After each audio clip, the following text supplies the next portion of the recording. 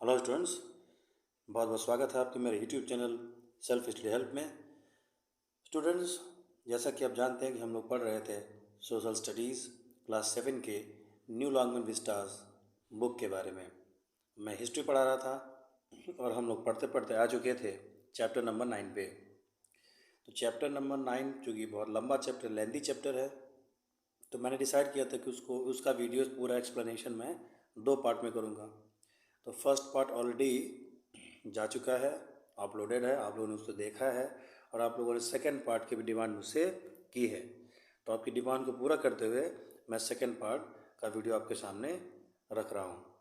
तो आइए बिना कोई देर किए हम इसको शुरू करते हैं।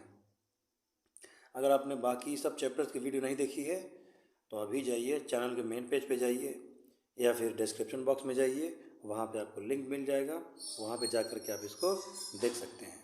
बंगाली लिटरेचर, ये कह रहे हैं कि जो बंगाली लिटरेचर था, ठीक है, वो कई स्टेज में डेवलप हुआ था। तो उसका जो फर्स्ट स्टेज था, ठीक है, वो कब से कब तक कवर हुआ?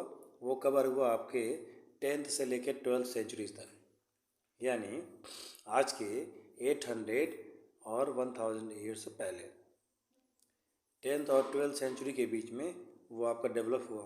ठीक है, ये जो लिटरेचर था, ये जो साहित्य था, वो बेसिकली क्या था? बेसिकली फोक सॉन्ग पे डिपेंड था। ठीक है, इस लिटरेचर का कोई बुक्स वगैरह या ऐसा कोई उसमें नहीं था, वो ये सुनने वाले में था। जैसे गीत संगीत सुना जाता है, ये गाया जाता था और गा करके ही एक पीढ़ी से दूसरे पीढ़ी तक ये पहुंचता था। ठीक है, फोक सॉन्ग आप समझ सकते हैं जैसे लोकगीत, ठीक है, जो लोगों में प्रिय होता है, हम अपने मम्मी से, पापा से, दादा से, बाबा से सुनते आ रहे हैं। ठीक है, लोकगीत जो होता है, जैसे अगर मैं यूपी से हूँ तो यूपी में अगर बात करें तो बिरहा हो गया, कजरी हो गई, ठीक है, चैती हो गया, ये सब लोकगीत के एक प्रकार हैं। ठीक है, तो बंगाली लिटरेचर भी जब शुरू हुआ तो उसका जो शुरुआती स्टेज था वो फोक सॉन्ग पे आधारित था। लोग गाते थे गीतों को, गीतों के रूप में, सॉन्ग के रूप में गाया जाता था और उसमें फिलॉसफी होती थी। ठीक है, धर्म कर्म की बातें होती थी, भगवान की बातें होती थी, गॉड की बातें होती थी और वो सहज कल्ट पर क्या था? बेस था, सहज कल्ट पे ये आधारित था। उसके बाद से जो दूसरा स्टेज हुआ बंगाली लिटरेचर का, जो डेवलपमेंट का जो दूसरा स्टेज है, ठीक है, वो कब शुरू हुआ? कि जब बंगाल पे मुस्लिम कॉन्क्वेस्ट होने लगा और जहाँ तक बंगाल के जहाँ तक बंगाल के मुस्लिम कॉन्क्वेस्ट की बात है तो लगभग 13 सेंचुरी से लेकर के ये शुरू हो गया। तो 13 सेंचुरी से लेकर के और 17 सेंचुरी तक, जब तक बंगाल के जो नवाब थे या उनसे भी पहले बंगाल पे बहुत सारे मुस्लिम शासक आए, तो 13 सेंचुरी से वहाँ पे इनका आना जाना शुरू हुआ और लगभग बंगाल पे कब्जे को जद्दोजहद लेकर के शुरू हुई। तो 13 सेंचुरी से लेकर के 17 सेंचुरी तक जो लिटरेचर ट्रेंड रहा, जो भी लिटरेचर रहा, उसे हम सेकेंड स्टेज का लिटरेचर कहते हैं। अब इसमें जो मेन बातें क्या थी, ये किस प्रकार का था? तो उसमें भी कई सारे स्टेज थे, कई सारे प्रकार थे। एक जो था आपका वो वैष्णव पोइट्री थी। तो जो वैष्णव पोइट्री थी वो क्या थी? देखिए, वैष्णव वैष्णव शब्द तो आप जानते होंगे, इसका मतलब क्या है? वैष्णव का मतलब होता है कि जो भगवान विष्णु पर आधारित हो, जो भगवान विष्णु को पूजे, उनको माने, उनमें अपने श्रद्धा रखे, उनको कंसिडर करे, उन्हें वैष्णव कहते हैं। और भगवान शिव को, लॉर्ड शिवा को मानने वालों को क्या कहते हैं? शैव कहते हैं। ठीक है, तो ये एक श्री चैतन्य थे, चैतन्य महाप्रभु। ठीक है, ऐसा कहा जाता है कि जो कीर्तन होता है, जो कीर्तन गाया जाता है, इसका आविष्कार जो है कि इसका चलन चैतन्य जी ने ही चालू किया था। तो चैतन्य जी इसके मेन जो है कि कर्ता धर्ता थे, शुरुआत इन्होंने की। ठीक है, और जो वैष्णव पोएट थे जैसे चंडीदास हो गए, गोविंद दास हो गए, कृष्णदास हो गए, कविराज हो गए, ठीक है, ये लोग इंस्पायर किसके थे? सेंट मिस्टिक प्रीचिंग से। जो संत महात्मा उस टाइम के होते, जो साधु संत होते थे, वो जो उपदेश दिया करते थे, प्रीचिंग किया करते थे, अपना जो ज्ञान दिया करते थे, उनसे इंस्पायर होकर के क्या करते थे? जो ज्ञान इनको मिलता था, ठीक है, जो ज्ञान ये लेते थे, जो ज्ञान ये देते थे, उसी के ऊपर क्या करते थे, तो लिरिक लिखते थे। लिरिक का मतलब आप गीत से समझ सकते हैं, सॉन्ग से समझ सकते हैं। तो गीत लिखते थे, भगवान के ही उनके अवतारों का वर्णन करते थे, उनकी लीलाओं का वर्णन करते थे, उनके बारे में लिखते थे, ठीक है। उस पर बेस करके गीत लिखा करते थे। और लिखने के साथ साथ जो है कि इसमें मैथिली और संस्कृत के भी कुछ पुट जो है कि डाले गए थे, यानी एक प्रकार का ब्लेंड था, मिक्सचर था।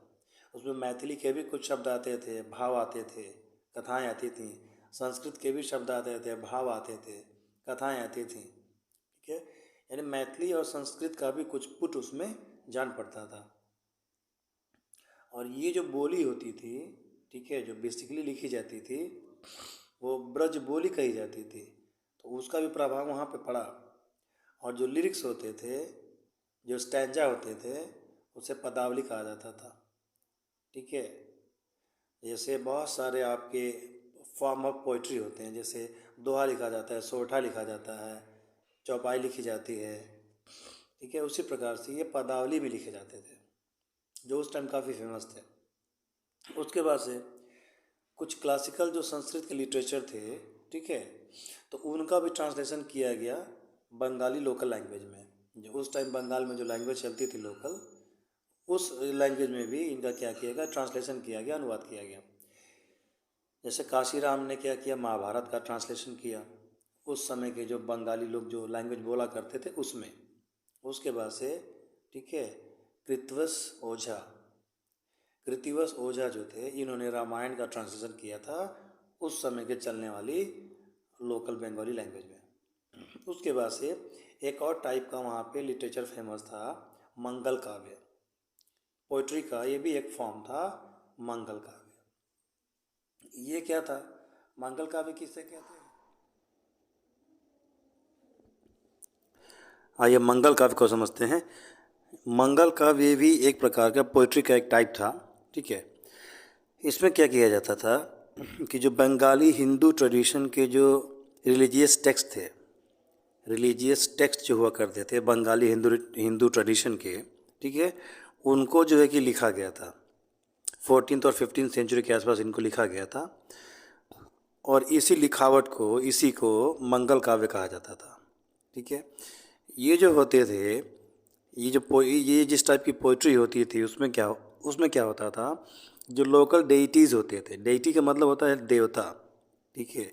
लोकल जो देवता होते थे, यानी बहुत बड़े स्केल पे वो देवता नहीं थे, ठीक है। लोकल जो देवता होते थे, जैसे सपोज कर लीजिए कि हमारे यहाँ क्या होता है कि कोई देवी जी होती हैं, ठीक है, तो एक गांव में उनकी पूजा होती है, लेकिन दूसरे तीसरे गांव में उनकी पूजा नहीं होती है। कुल देवी भी होती हैं, ठीक है, हर घर की अपनी कुल देवी होती हैं, जो कुल देवता कुल देवी का मंदिर होता है। तो ये लोकल डेइटीज़ होते हैं, लोकल देवता होते हैं। कुछ गांव के देवता होते हैं, कुछ कहीं के देवता होते हैं। तो जो लोकल डेइटीज़ थे, ये आपके हर जगह अलग अलग प्रकार के भी हो सकते थे। ऐसा भी हो सकता था कि एक गांव में, एक विलेज में कोई दूसरे लोकल देवता हों, तो किसी और अदर विलेज में और विलेज में कोई दूसरे लोकल देवता हों। तो लोकल डेइटीज़ जो होते थे, जो लोकल देवता होते थे, लोकल जो भगवान होते थे, उनके प्रेज़ किए जाते थे, उनकी प्रशंसा इसमें की जाती थी, ठीक है। उनके बारे में इसमें गाया जाता था, बताया जाता था, उनका डिस्क्रिप्शन इसमें दिया जाता था, उनके बारे में वर्णन किया जाता था, ठीक है। और उसमें कुछ इंस्पिरेशन जो लिया जाता था वो रूरल लाइफ से भी लिया जाता था, और फोकलोर, ठीक है, यानी जो लोकगीत थे, लोगों द्वारा जो चीज़ें प्रचलित थीं, लोगों द्वारा जो चीज़ें बताई जाती थी, जो ट्रेडिशन था, उनसे भी इंस्पायर होकर के चीज़ें की जाती थी। उसके बाद से जो मंगल काव्य थे, इनका जो नैरेटिव लिया गया था, ठीक है, जो इनका बेस था, जो आधार था कि भाई ये चीज़ें कहाँ लिखी गई हैं, तो वो पुराणों से लिया गया था। जो हमारे यहाँ के पुराण थे, ठीक है, जो कथा का जो भाव था, जो नैरेटिव एफर्ट था, वो कहाँ से लिया गया था, तो पुराणों से लिया गया था। अब अगला आपका है रीजनल आर्ट एंड कल्चर। अब आइए इसको समझते हैं। रीजनल का मतलब क्या होता है, किसी एक रीजन में होने वाले को रीजनल कहते हैं। जैसे सपोज़ कर लीजिए आप अगर महाराष्ट्र में रहते हैं या फिर यूपी में रहते हैं, तो यूपी में जो चीज़ होगी, जैसे वहाँ की जो सॉइल होगी, वहाँ का जो कल्चर होगा, वहाँ की जो बोली होगी, उसको रीजनल कहेंगे, ठीक है, या उसको लोकल भी कह सकते हैं। एक रीजन से रिलेटेड, एक स्थान से संबंधित। अगर आप महाराष्ट्र में हैं तो वहाँ एक आपका फेस्टिवल होता है गुड़ी पाड़वा, ठीक है, वो वहाँ के लिए है, तो वो रीजनल, वो इसको रीजनल कल्चर का आप कह लीजिए या फेस्टिवल रीजनल कह लीजिए। अब वो नेशनल फेस्टिवल नहीं कहा जाएगा, क्योंकि यूपी में, बिहार में वो चीज़ जो है कि नहीं मनाई जाती है, ठीक है। तो एक रीजन से संबंधित जो होता है, स्पेसिफिक रीजन में जब चीज़ें आती हैं तो उसको रीजनल कहा जाता है।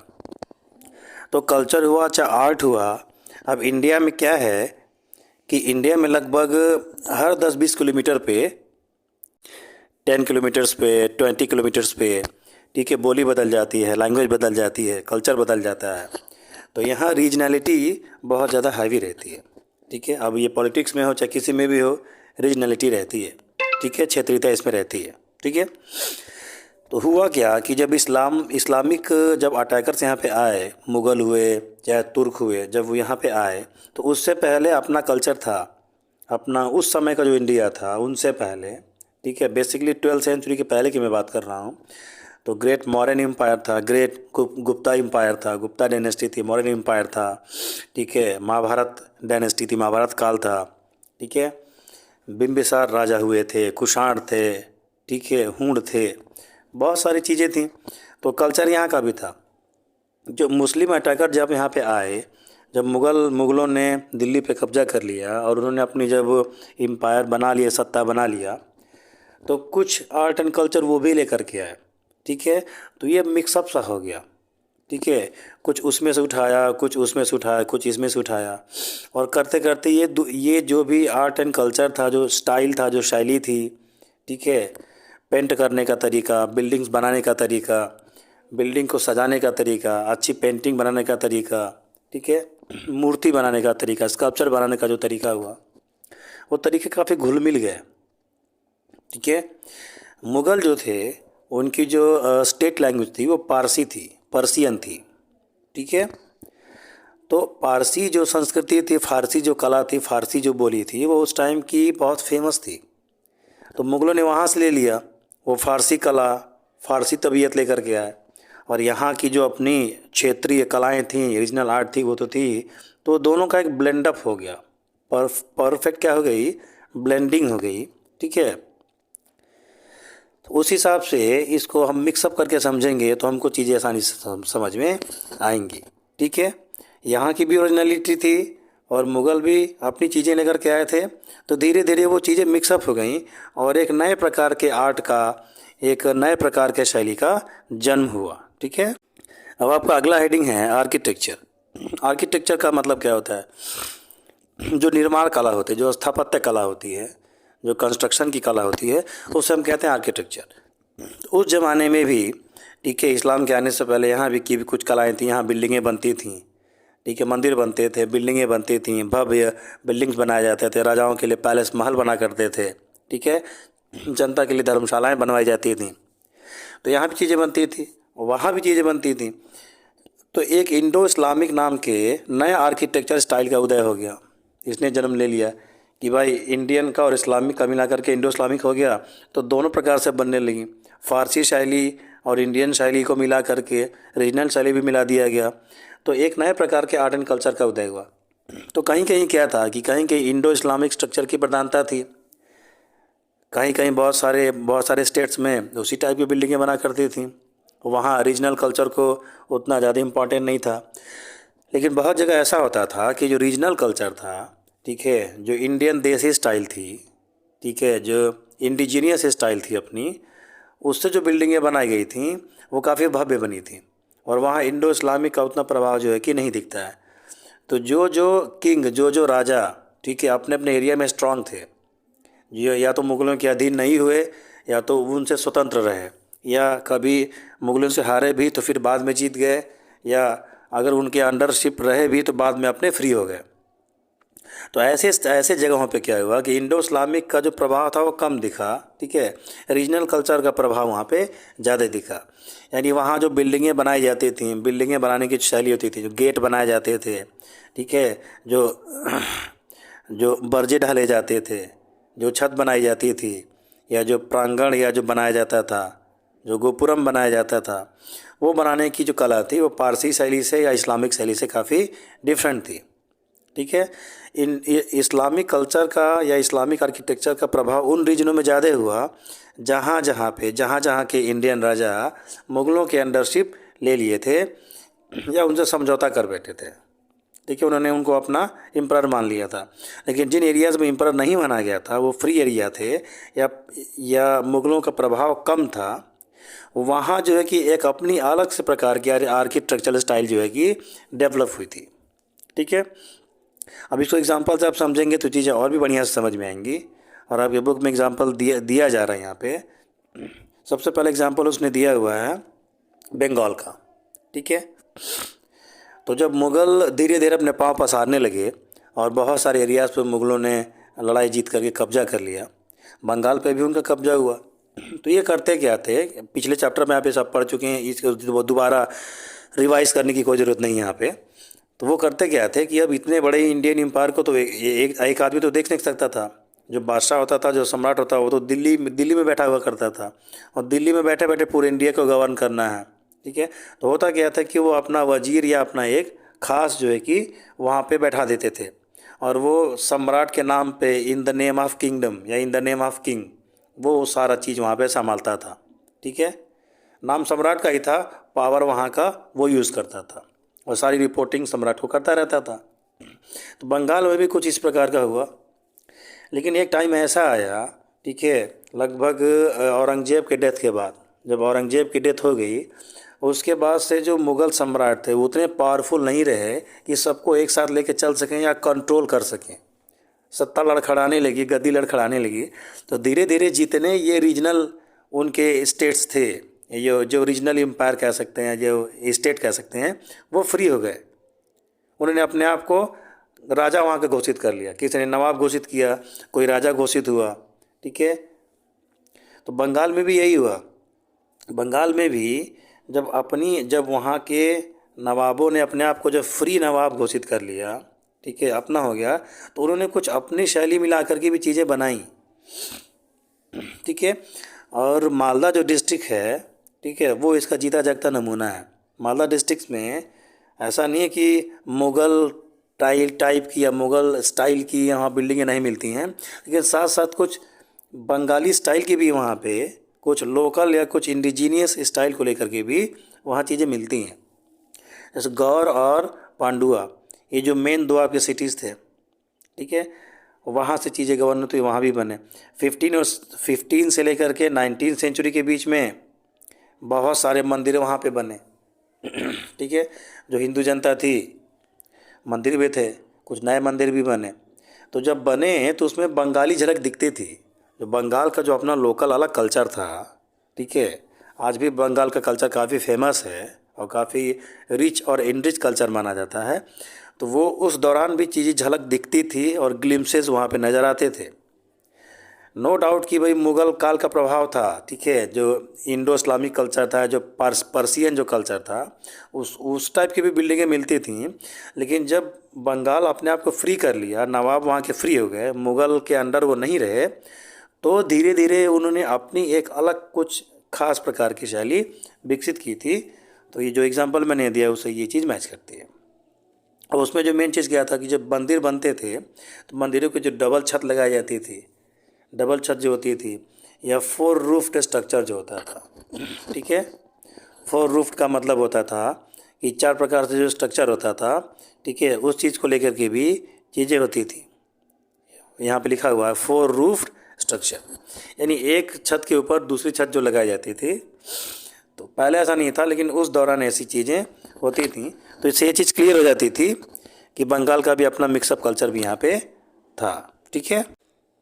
अब एग्जाम्पल के रूप में सामने आपको जो दिखाई दे रहा है, जो पिक्चर दिखाई दे रहा है, ठीक है, ये चीका है या चमकन मॉस्क है। ये एक प्रकार की मॉस्क है। चीका मॉस्क या चमकन मॉस्क गौर में है। गौर कहाँ था? बंगाल में था। ठीक है, गौर में है। तो देखिए यहाँ पे ये एक छत के ऊपर एक छत बनाई गई है। ठीक है, कुछ इसी प्रकार का आपको जौनपुर में भी देखने को मिलेगा। तो जौनपुर की कहानी क्या थी? जौनपुर की जो कहानी क्या थी कि वहाँ पे जौनपुर का जो शर्की किंगडम था उसने कुछ समय के लिए अपनी एक अलग सत्ता स्थापित कर ली थी और मुग़ल प्रभाव वहाँ पे कम दिखा था। कम क्या था, प्रभाव दिखना बंद हो गया था, उनके अंडरशिप वो नहीं रहे। ठीक है, मलिक सरवर वो नाम था जिसने जो है कि शिरकी करके अलग किंगडम वहाँ पे बसाया था। ठीक है, जौनपुर। उसके बाद से तो ये था कौन, मलिक सरवर कौन था, तो ये फिरोज शाह तुगलक, ठीक है, जो कि सम्राट था, ठीक है, दिल्ली का सुल्तान था। उसका ये क्या था, तो उसका ये नोबल था। नोबल मतलब सरदार, मतलब आप सेनापति सपासीलार समझ लीजिए, या वज़ीर भी आप समझ सकते हैं, वो था। तो इसने जब देखा कि दिल्ली से जब कंट्रोल कम पड़ रहा है तो इसने अपनी अलग सत्ता बना ली। तो कुछ सालों तक इनका रहा। ठीक है, तो जब ये रहा तो इसने क्या किया कि अलग प्रकार की शैली के वहाँ पे मस्जिद और चीज़ें बनवानी शुरू कर दी। ठीक है, तो जो इंडो इस्लामिक कल्चर था, जो मुगलिया प्रभाव था, जो मुग़ल प्रभाव था, वो कम हुआ और इसने अपनी अलग ख़ास शैली की जो मस्जिदें बनवाई, ये बाकी बिल्डिंग भी बनवाई। ठीक है, और इसमें जो सबसे मेन चेंज था, जो मॉस्क का जो फैकेट था उसका जो डिज़ाइन था वो चेंज होकर इसने बनवाया था। और इसका एग्जांपल आप कहाँ देख सकते हैं, तो जो अटाला मस्जिद है, ठीक है, अटाला मस्जिद में जो 1480 के आसपास बनवाई गई थी, 1480 में जो बनी थी, 1480 में बनी थी।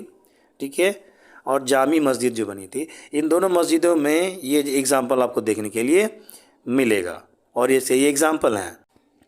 अब अगले हेडिंग में हम बात करते हैं सेंट्रल इंडिया की। ठीक है, आइए इसकी बात कर लेते हैं।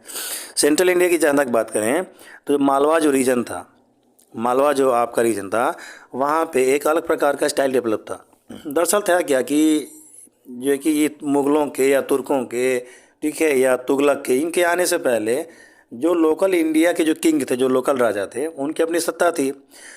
तो राजाओं के प्रोटेक्शन में, राजाओं के संरक्षण में, उनके दरबार में एक से एक प्रसिद्ध जो है कि नर्तकी रहती थी, डांस करने वाले रहते थे, गाना बजाने वाले रहते थे, सॉन्ग गाने वाले रहते थे, पेंटिंग बनाने वाले रहते थे, चित्रकारी करने वाले रहते थे, मूर्तियाँ बनाने वाले रहते थे। तो इनको दरबार में अच्छा खासा सम्मान प्राप्त होता था। विद्वान रहते थे, पोइट रहते थे, लिखने वाले रहते थे। ठीक है, राजा अपने मन भराने के लिए बहुत सारे कार्यक्रम किया करते थे, तो उन सब के लिए कोई न कोई स्पेशलिस्ट था। तो इनका जो खर्चा पानी होता था आर्टिस्ट लोगों का, वो राजा ही जो है कि अफोर्ड करते थे और उनके संरक्षण में, उनके प्रोटेक्शन में ये आर्ट को, कल्चर को बढ़ावा देते थे। नए नए प्रकार की चित्रकारी करना, नए प्रकार की पेंटिंग करना, नए प्रकार के गीत गाना, नए प्रकार के डांस करके दिखाना। ठीक है, इनको कला माना जाता था, कला है भी इसमें होता था। लेकिन होता क्या था कि जब कोई विदेशी अटैकर आता था, जैसे तुगलक आए, चाहे खिलजी आया, चाहे कोई है, तो जब वो राजा हार जाते थे या नहीं हारते थे, या दोनों में जब समझौता हो जाता था, तो किसी एक वाली नहीं होती थी, तब दोनों वाली होती थी, या जो सुपीरियर पड़ता था उसकी वाली चलती थी। ठीक है, तो जो पिछले राजा के जो दरबारी कवि थे या चीज़ें थे, तो भाई वो क्या करते थे, वो इनके अंडर आ जाते थे, मुग़लों के अंडर आ जाते थे। ठीक है, या जो खिलजी हुए या जो तुगलक हुए उनके अंडर आ जाते थे। तो कुछ को हटा दिया जाता था, कुछ को रख लिया जाता था वापस। फिर वो उनका स्टाइल लाते थे, उनके बारे में पोइट्री लिखते थे, या जो आर्ट एंड कल्चर का डेवलपमेंट उनके लिए करते थे। उनके कहने पे चित्रकारी होती थी, उनके कहने पेंटिंग बनाई जाती थी, तो वो अपना कुछ स्टाइल इसमें डलवाते थे। अब जो चीज़ जिसको अच्छी लगती है वही वो करना चाहता है। ठीक है, सपोज़ कर लो कि हमको अगर पुराने गाने अच्छे लगते हैं तो हम जहाँ जाएंगे वहीं पुराने गाने सुनेंगे, और किसी को रैप सॉन्ग अच्छा लगता है तो रैप सॉन्ग सुनेगा, वो बादशाह के गाने सुनेगा, वो हनी सिंह के गाने सुनेगा। लेकिन आपके मम्मी पापा जो हैं, हो सकता है कि उनके समय हनी सिंह जैसा या बादशाह जो हो ही ना, उस प्रकार के गाने चलते ही ना हो, तो वो अपने टाइम के ही गाने को तो प्रेफर करेंगे। तो एक दूसरे के टेस्ट में, पसंद में अंतर होता है। यही हाल वहाँ था। जो इंडियन राजा थे उनका आर्ट अलग था, उनका रिलीजन अलग था, उनका कल्चर अलग था। और जो विदेशी अटैकर थे, जैसे मुग़ल हुए या खिलजी हुआ या तुगलक हुआ, लोधी हुआ, इस टाइप के जितने थे, ठीक है, उनका रिलीजन अलग था, उनका कल्चर अलग था। तो ये कल्चर ट्रांजिशन भी होता था और उस चक्कर में नए नए जो आर्ट एंड कल्चर के जो विधाएँ थी वो जन्म लेती थी। ठीक है, तो चंदेरी हो गया आपका, धार हो गया और मांडू हो गया। मांडू, धार और चंदेरी ये कला के केंद्र थे।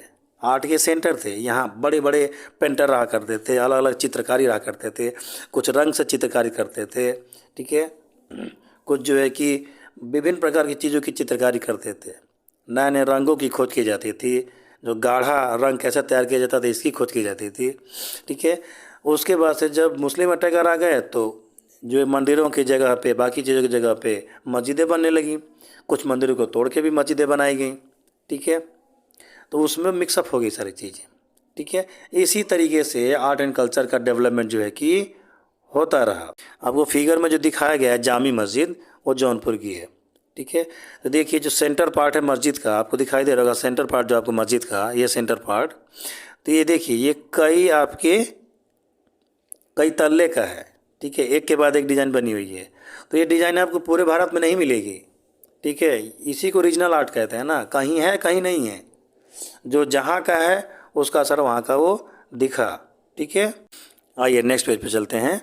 यहाँ बताया जा रहा है कि जो मालवा स्टाइल का जो मेन इनोवेशन था, जो मेन इम्पॉर्टेंट चीज़ था आपका, वो था कि जो सेपरेट स्ट्रक्चर जो बनाया जाता था, जो आर्क बनाया जाता था। आर्क आप समझते हैं, आर्क आर्क सपोज कर लीजिए कि आपके घरों में चीज़ें बनती होंगी, ऐसे कुछ बनता होगा, ठीक है, ऐसे बनता होगा आपके घरों में, ये आप बनाते होंगे ऐसे, ठीक है।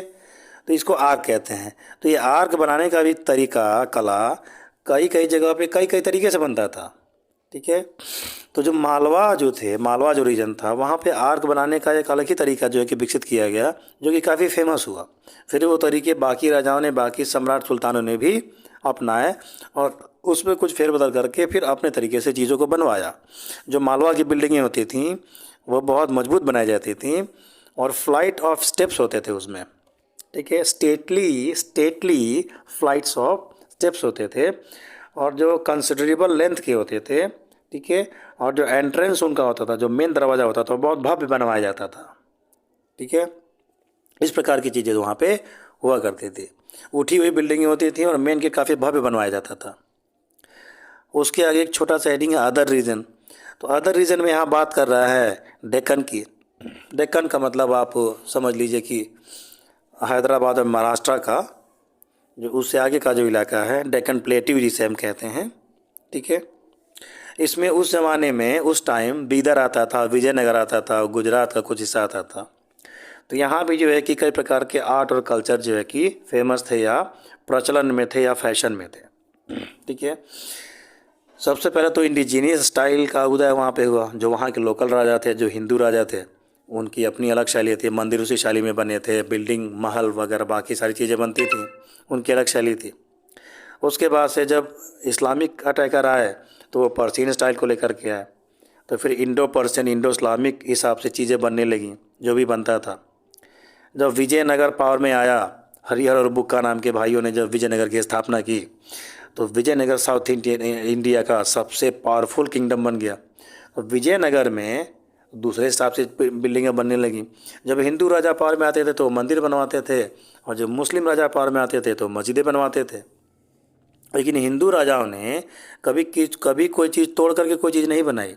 लेकिन जो मुस्लिम अटैकर आते थे, जो मुस्लिम राजा होते थे, वो मंदिरों को, बाकी चीज़ों को तोड़ करके उसी पे अपनी मस्जिद को खड़ी कर देते थे। बहुत सारे ऐसे एग्जाम्पल आपको मिल जाएंगे। तो आर्ट और कल्चर जो है कि बदलता रहता था, कहने का मेन मतलब ये था, ठीक है। विजयनगर जो सिटी था, जो विजयनगर का शहर था, वो बहुत भव्य था। आज भी उसके खंडहर जो हैं वो आजकल हमारी बिल्डिंगों से काफ़ी भव्य हैं। जब खंडहर उस इमारत के इतने बुलंद थे तो आप अंदाज़ा लगाइए कि जिस समय रहा होगा उस समय कितना भव्य ये रहा होगा।